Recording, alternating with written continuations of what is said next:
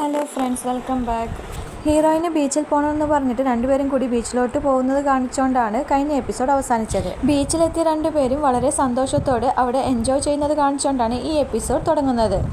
അവിടെയുള്ള കുറേ ഷെല്ല് കൊണ്ട് ഹീറോയിൻ ഐ ലവ് യു എന്ന് എഴുതി വെച്ചപ്പോൾ ഇതിൻ്റെ അർത്ഥം എന്താണ്, നീ എന്താ ഈ വരച്ച് വെച്ചേക്കുന്നത് എന്ന് കിങ് ചോദിച്ചപ്പോൾ അത് ഞങ്ങളുടെ ഹോം ടൗണിൽ ഒരാളുടെ സ്നേഹം എക്സ്പ്രസ് ചെയ്യുന്ന രീതിയാണ് എന്ന് പറഞ്ഞു കൊടുക്കുന്നു. കളിച്ച് ചിരിച്ച് സന്തോഷത്തോടെ ഇരുന്നപ്പോൾ നമ്മുടെ ഹീറോയിന് ഉറക്കം വരികയും ചെയ്യാൻ, നീ എന്നെ ഒരിക്കലും മറക്കരുത്, എനിക്കിപ്പോൾ ഉറക്കം വരുന്നുണ്ട്, നാളെ സൂര്യൻ ഉദിക്കാൻ നേരത്ത് നീ എന്നെ വിളിക്കണേ എന്ന് പറഞ്ഞ് അവൾ ഉറങ്ങാൻ കിടക്കുന്നു. നീ ഉറങ്ങിക്കോ, ഞാൻ നിന്നെ വിളിച്ചോളാമെന്ന് പറഞ്ഞ് അവളുടെ കയ്യിലോട്ട് പിടിക്കാൻ ശ്രമിച്ചതും അവളുടെ കൈ ഡിസപ്പിയർ ആവുന്നത് അവൻ ശ്രദ്ധിച്ചു. വളരെ വേദനയോടെ അവൻ സൂര്യോദയം കാത്തിരുന്നു. സൂര്യൻ ഉദിച്ചപ്പോൾ സൂര്യോദയം കാണാൻ വേണ്ടി അവൻ ഹീറോയിനെ വിളിച്ചെങ്കിലും അപ്പോഴത്തേക്കും അവൾ അപ്രത്യക്ഷയായിരുന്നു. എന്നെങ്കിലും എന്നെ കാണാതായാൽ നീ എവിടെയും തിരയേണ്ട, നിന്റെ കൂടെ തന്നെ ഞാൻ ഉണ്ടാവും, നിന്റെ അരികിൽ തന്നെ ഞാൻ ഉണ്ടാവും എന്ന് നമ്മുടെ ഹീറോയിൻ പറഞ്ഞ വാക്കുകളെ വിശ്വസിച്ച് നമ്മുടെ ഹീറോ മെങ് സൂര്യൻ ഉദിച്ചു, നീ ഇത് കണ്ടോ എന്ന് ചോദിച്ച് അവൾ അവന്റെ കൂടെ തന്നെയുള്ള പോലെ സംസാരിച്ചുകൊണ്ടേയിരുന്നു. ഇപ്പുറത്ത് മോഡേൺ ടൈംസിൽ ഹോസ്പിറ്റലിൽ അബോധാവസ്ഥയിൽ കിടക്കുന്ന നമ്മുടെ ഹീറോയിൻ ഉണരുകയും അവളുടെ അമ്മയോട്, അമ്മേ എനിക്ക് എന്താ പറ്റിയേ എന്ന് ചോദിക്കുന്നു. നിനക്ക് പ്രത്യേകിച്ച് കുഴപ്പമൊന്നുമില്ല, കഴിഞ്ഞ ദിവസം രാത്രി ലിങ്ഷോ ബ്രിഡ്ജിന്റെ അടുത്ത് നീ ബോധം കെട്ട് വീണപ്പോൾ നിന്റെ ഫ്രണ്ട് കാണുകയും അവളാണ് നിന്നെ ഹോസ്പിറ്റലിൽ എത്തിക്കുകയും ചെയ്തത്, ഇപ്പോൾ കുഴപ്പമൊന്നുമില്ല, നിനക്ക് എന്തെങ്കിലും അസ്വസ്ഥത തോന്നുന്നുണ്ടോ എന്ന് അമ്മ ചോദിക്കുന്നു.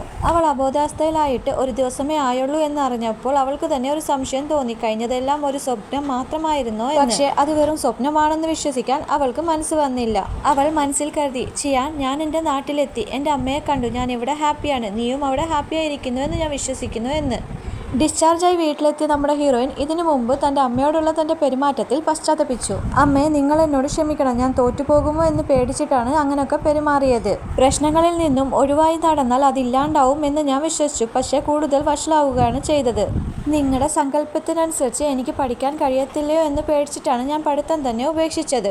അത് കേട്ടതും അമ്മ പറഞ്ഞു, എൻ്റെ ഭാഗത്തും തെറ്റുണ്ട്, ഞാൻ നിന്റെ മേലെ ഒരുപാട് പ്രഷർ ചെലുത്തിയായിരുന്നു, എന്നോട് ക്ഷമിക്കണം, ഹോസ്പിറ്റലിൽ നീ വയ്യാതെ കിടന്നപ്പോഴാണ് എനിക്ക് എൻ്റെ ഭാഗത്തുള്ള തെറ്റ് മനസ്സിലായത് എന്ന് പറഞ്ഞ് അവളോട് മാപ്പ് ചോദിക്കുന്നു. അത് കേട്ടതും നമ്മുടെ ഹീറോയിൻ ഇനി അങ്ങോട്ട് അവൾ നല്ലോണം പഠിച്ച് എല്ലാ വിഷയത്തിലും നല്ല മാർക്കോട് കൂടി പാസ്സാവുമെന്ന് അവളുടെ അമ്മയ്ക്ക് വാക്ക് കൊടുക്കുന്നു.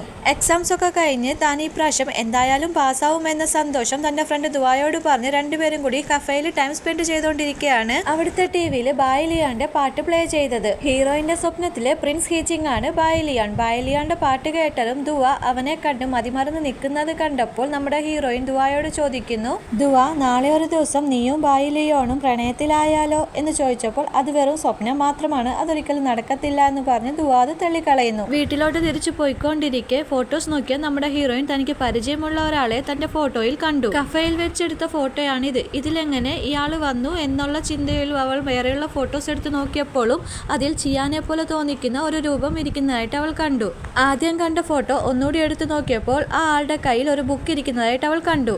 ഒരിക്കൽ അങ്ങനെ ഒരു ബുക്ക് അവളുടെ ഫ്രണ്ട് ദുവ അവൾക്ക് വായിക്കാൻ കൊടുത്തിരുന്നു. അതിലത്തെ കഥാപാത്രത്തിന്റെ പേരും മെങ് എന്ന് തന്നെയാണ്, നീ ഒന്ന് വായിച്ചു നോക്ക് എന്ന് പറഞ്ഞാണ് അവൾ കൊടുത്തിരുന്നത്. വായന ഇഷ്ടമല്ലാത്ത അവൾ അന്നത് വായിച്ചില്ലായിരുന്നു. ചിയാന്റെ രൂപമുള്ള ഒരാളും അവന്റെ കയ്യിലും തന്റെ കയ്യിലുള്ള അതേ ഒരു ബുക്ക് ഇരിക്കുന്നതും എല്ലാം ഒരു കോയിൻസിഡൻസ് ആയിട്ട് കരുതിയ അവൾ പെട്ടെന്ന് ചെന്ന് അവളുടെ കയ്യിലുള്ള ബുക്ക് എടുത്ത് വായിക്കാൻ തുടങ്ങി. അത് വായിച്ചു തുടങ്ങിയതും അവൾ ഞെട്ടിപ്പോയി. കാരണം അവളുടെ സ്വപ്നത്തിൽ എന്തൊക്കെയാണോ നടന്നത് അതൊക്കെ തന്നെയായിരുന്നു ആ ബുക്കിൽ എഴുതിയിരുന്നത്. അതുകൊണ്ട് തന്നെ അവളെ അവിടുന്ന് കാണാതായ ശേഷം ചിയാനിലുണ്ടായ മാറ്റം എന്തൊക്കെയാണ്, അവിടുത്തെ ചീ കിങ്ഡം എന്തൊക്കെയായി എന്നറിയാൻ വേണ്ടി ആകാംക്ഷയോടെ അവൾ ആ ബുക്ക് മുഴുവൻ വായിക്കാൻ തുടങ്ങി. കോങ്ങും സ്കോളർ ഷെന്നും അവരവരുടെ ജീവിതവുമായി മുന്നോട്ട് പോയി. കൊട്ടാര ജീവിതം സാധാരണ നിലയിലായി. പക്ഷേ കടൽ തീരത്ത് നിന്ന് ഒറ്റക്ക് തിരിച്ചെത്തിയ കിങ്ങിന്റെ അവസ്ഥ വളരെ മോശമായിരുന്നു. ഹീറോയിൻ അവന്റെ ജീവിതത്തിൽ നിന്ന് പൂർണ്ണമായിട്ട് പോയതാണെന്നുള്ള സത്യം അവൻ അംഗീകരിക്കാൻ കഴിഞ്ഞില്ല. അവൾ ഇപ്പോഴും അദൃശ്യയായി അവന്റെ കൂടെ തന്നെ ഉണ്ട് എന്നവൻ വിശ്വസിച്ചു. അവളുടെ കൈപിടിച്ച് നടക്കുകയും അവളോട് കഥ പറയുകയും ഒക്കെ ചെയ്തു. ഇതൊക്കെ കണ്ട് ലൂവിന് ഒരുപാട് സങ്കടമായി. ബർത്ത്ഡേ അന്ന് പ്രിൻസ് ഹീച്ചിങ് അയച്ച ഒരു ഗിഫ്റ്റും കൊണ്ട് ലൂ വന്നപ്പോൾ ആ ഗിഫ്റ്റ് നോക്കുക പോലും ചെയ്യാതെ ഗിഫ്റ്റ് റൂമിൽ കൊണ്ടുപോയി വെക്കാൻ പറയുകയും, ഞാൻ ആദ്യം മെമ്മങ്ങിന്റെ കൂടെ എന്റെ ബർത്ത്ഡേ ആഘോഷിക്കട്ടെ, എന്നിട്ട് മതി ബാക്കിയെല്ലാം എന്ന് പറഞ്ഞു. എന്നിട്ട് അവർ പണ്ട് ആഘോഷിച്ച കാര്യങ്ങളൊക്കെ ഓർത്ത് അവൾ പാടിക്കൊടുത്ത പോലെ ബർത്ത്ഡേ സോങ് സ്വയം പാടുകയും കേക്ക് കട്ട് ചെയ്യുകയും ചെയ്തു. കേക്കിന്റെ ആദ്യത്തെ പീസ് ഹീറോയിന്റെ വായി കൊടുത്തതും അവിടെ അത് കഴിക്കാൻ ആരുമില്ല എന്ന സത്യം മനസ്സിലാക്കി അവനാകെ തകർന്നു പോയി. പോകെ പോകെ കിങ്ങിന്റെ അവസ്ഥ വല്ലാതെ ഗുരുതരമായി. ദിവസം ഗാർഡനിൽ കിടന്ന് ഉറങ്ങിക്കൊണ്ടിരിക്കെ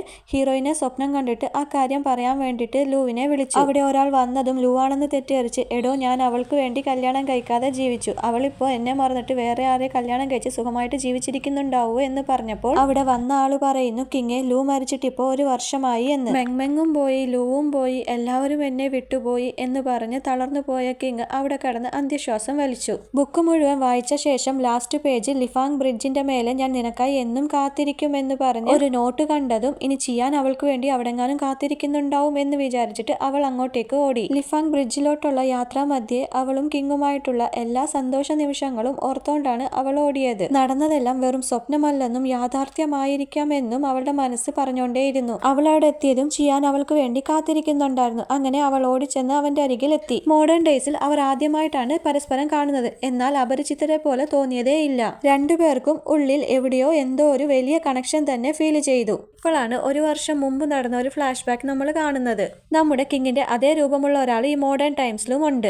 അയാളുടെ പേരും ചിയാൻ എന്ന് തന്നെയാണ്. അയാൾ ഒരു എഴുത്തുകാരനാണ്. അടുപ്പിച്ച് കുറെ വർഷങ്ങളായിട്ട് സത്യമെന്ന് തോന്നിക്കുന്ന ഒരു സ്വപ്നം അയാൾ കണ്ടോണ്ടേയിരുന്നു. ആ സ്വപ്നമാണ് അയാൾ ബുക്കായിട്ട് പബ്ലിഷ് ചെയ്തത്. ഇവൻ കണ്ട സ്വപ്നത്തിലെ പെണ്ണ് ഈ ബുക്ക് വായിക്കുകയും അതേപോലെ ഒരു അനുഭവം അവൾക്കും ഉണ്ടായിട്ടുണ്ടെങ്കിൽ അവൾ അവനെ തെരഞ്ഞ് അവിടെ വരുമെന്ന് പ്രതീക്ഷിച്ചാണ് അവൻ ആ ബുക്ക് എഴുതിയത്. അവൻ അവന്റെ ലാപ്ടോപ്പിൽ ആ ബുക്ക് എഴുതിക്കൊണ്ടിരിക്കുകയാണ് അവന്റെ ഫ്രണ്ടും ഫേമസ് സിംഗറുമായ ബായിലു അങ്ങോട്ട് വരുന്നത്. അവൻ ഫുഡ് ഓർഡർ ചെയ്ത ശേഷം ചിയാനോട് ചിയാനെ എനിക്ക് ഞാൻ ഫുഡ് ഓർഡർ ചെയ്തു, നിനക്ക് വേണ്ടി ഓർഡർ ചെയ്യട്ടെ എന്ന് ചോദിച്ചപ്പോൾ എനിക്ക് വേണ്ട വിശപ്പില്ല എന്ന് പറഞ്ഞ് അവൻ കമ്പ്യൂട്ടറിൽ തന്നെ എഴുതിക്കൊണ്ടിരിക്കുന്നത് കണ്ടിട്ട് നീ എന്തോ എഴുതുന്നതെന്ന് ചോദിച്ച് അവൻ കമ്പ്യൂട്ടറിലോട്ട് എത്തി നോക്കി. അത് കണ്ടതും നീ ഇതുവരെ ആ സ്വപ്നത്തെ വിട്ടിട്ടില്ലേ? എഴുത്തുകാരൊക്കെ നിന്നെ പോലെ തന്നെയാണോ? രാത്രി ഉറക്കത്തിൽ സ്വപ്നം കാണും എന്നിട്ട് രാവിലെ അതിരുന്ന് എഴുതിയെടുക്കും, അങ്ങനെയാണോ എല്ലാ നോവലും ഉണ്ടാവുന്നതെന്ന് അവൻ ചോദിച്ചപ്പോൾ ഡ്രീമിന് കാരണമായ മെലോട്ടണിൻ എന്ന ഹോർമോൺ ഉറക്കത്തിൽ മാത്രമേ റിലീസ് ചെയ്യപ്പെടുള്ളൂ എന്ന് ചിയാൻ പറയുന്നു. അപ്പോൾ ബായിലു പറയുന്നു എന്ന് വെച്ചാൽ ഓൾമോസ്റ്റ് എല്ലാ സ്വപ്നവും നമ്മൾ മറക്കുമെന്നല്ലേ? അങ്ങനെയാണെങ്കിൽ എന്തുകൊണ്ടാണ് നീ ഈ സ്വപ്നം മാത്രം ഓർത്തിരിക്കുന്നേ എന്ന് ചോദിക്കുന്നു. നമ്മുടെ ഹീറോ പറയുന്നു ഇത് സ്വപ്നമായി എനിക്ക് തോന്നിയിട്ടേ ഇല്ല, പണ്ടെങ്ങാണ്ടോ നടന്ന കാര്യമായിട്ടാണ് എനിക്ക് തോന്നുന്നത് എന്ന് പറഞ്ഞപ്പോൾ ബായിലു നിനക്ക് മുഴുത്ത വട്ട് തന്നെ ആടാന്ന് പറഞ്ഞ് കളിയാക്കുന്നു. അതിന്റെ പിറ്റേന്ന് അവന്റെ സ്വപ്നത്തിൽ കണ്ട പോലെ ഹീറോയിൻ പഠിക്കുന്ന 4 Virtues അക്കാഡമിയിൽ അവൻ പോയി നോക്കി ഹീറോയിൻ അവിടെങ്ങാനും ഉണ്ടോ എന്ന് ഉറപ്പിക്കാൻ. തൊട്ട് എന്നും അവൻ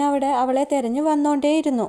അങ്ങനെ അവിടെ വരുന്ന എല്ലാ കുട്ടികളെ ഇങ്ങനെ നോക്കിക്കൊണ്ടിരിക്കെ അവൻ സ്വപ്നത്തിൽ കണ്ട അതേ രൂപവും അതേ സ്വഭാവമുള്ള ഒരു പെൺകുട്ടി അവിടെ നിന്ന് നടന്നു വരുന്നതായി അവൻ കാണുന്നു. അവളെ കണ്ടതും അവൻ മനസ്സിൽ പറഞ്ഞു ഫൈനലി ഞാൻ നിന്നെ കണ്ടുപിടിച്ചിരിക്കുന്നു, നീ എവിടെയാണോ നിന്നെ തിരയാൻ പറഞ്ഞ് അവിടെ തന്നെ ഞാൻ നിന്നെ കണ്ടുപിടിച്ചിരിക്കുന്നു. എന്റെ ലൈഫിൽ നിന്നെ ഞാൻ ആദ്യമായിട്ടാണ് കാണുന്നത്, എന്നാലും നീ എന്റെ സ്വപ്നത്തിൽ ഉള്ള പോലെ തന്നെയാണ് ഉള്ളത്. ഇത് വെറും കോയിൻസിഡൻസ് ആണോ? അങ്ങനെ എനിക്ക് വിശ്വസിക്കാനേ പറ്റുന്നില്ല എന്ന് പറഞ്ഞ് അവൾ എവിടേക്കാണോ പോകുന്നത് അവൻ അവളെ അവിടെയെല്ലാം ഫോളോ ചെയ്തു. പിറ്റേന്ന് ജോഗിങ്ങിന് പോയപ്പോൾ ബായിലു അവനോട് പറയുന്നു എത്ര നാളായി നീ ആ പെണ്ണിന്റെ പുറകെ നടക്കുന്നു, ആ പെണ്ണ് നിന്നെ തിരിഞ്ഞു നോക്കിയോ? ഇത് വെറും സ്വപ്നം മാത്രമായിരിക്കും, ആ പെണ്ണിന് അങ്ങനെ ഒരു അനുഭവം ഉണ്ടായിരിക്കത്തില്ലായിരിക്കും, അല്ലെങ്കിൽ പിന്നെ ആ നോവല് വായിച്ച ഉടനെ അതിന്റെ ലാസ്റ്റിൽ നീ അവളെ കാത്തിരിക്കുമെന്ന് പറഞ്ഞിട്ട് അവൾ നിന്നെ കാണാൻ ആ ബ്രിഡ്ജിൽ വന്നോ? ഇല്ലല്ലോ. മാത്രമാണ് ആ സ്വപ്നത്തെ കടിച്ചു തൂങ്ങി ഇപ്പോഴും ജീവിച്ചിരിക്കുന്നത്, ഇനി അത് വിട്ടേക്ക്, നീ നിന്റെ ലൈഫിലോട്ട് വാ എന്ന് അവൻ പറയുന്നു. അങ്ങനെയെങ്കിൽ ഞാൻ സ്വപ്നത്തിൽ കണ്ട സ്പ്രിംഗ് ഗാർഡനും അതേപോലെ ആ 4 Virtues അക്കാഡമിയിൽ അതേ രൂപസാദൃശ്യമുള്ള പെണ്ണും അതിനെ നീ എങ്ങനെ എക്സ്പ്ലെയിൻ ചെയ്യും എന്ന് അവൻ ചോദിച്ചു. ആ സ്വപ്നത്തിൽ കണ്ട അവളുടെ സ്വഭാവമാട്ടെ പെരുമാറ്റമാട്ടെ മറ്റുള്ള കാര്യങ്ങളാട്ടെ എല്ലാം അതേപോലെയുണ്ട്. ഇത് വെറും ഒരു സ്വപ്നമാണെന്ന് വിശ്വസിക്കാൻ എനിക്ക് കഴിയുന്നില്ല. പക്ഷെ അവൾ ആ നോവൽ വായിച്ചിട്ടുണ്ടാവില്ല. ഇന്ന് അവൾ എന്നെ തിരിച്ചറിഞ്ഞില്ലെങ്കിലും ഇന്നല്ലെങ്കിൽ നാളെ അവൾ എന്നെ തിരിച്ചറിയുക തന്നെ ചെയ്യും. അതുവരെ ഞാൻ അവൾക്ക് വേണ്ടി വെയിറ്റ് ചെയ്യും എന്ന് പറഞ്ഞപ്പോൾ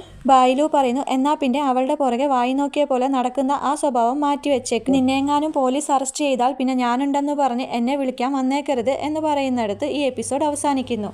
ഇഷ്ടപ്പെട്ടാൽ കമന്റ് അയക്കാനും ലൈക്ക് ചെയ്യാനും മറക്കരുത്. ആദ്യമായിട്ട് കാണുന്നവർ സബ്സ്ക്രൈബ് ചെയ്ത് സപ്പോർട്ട് ചെയ്യണേ. താങ്ക്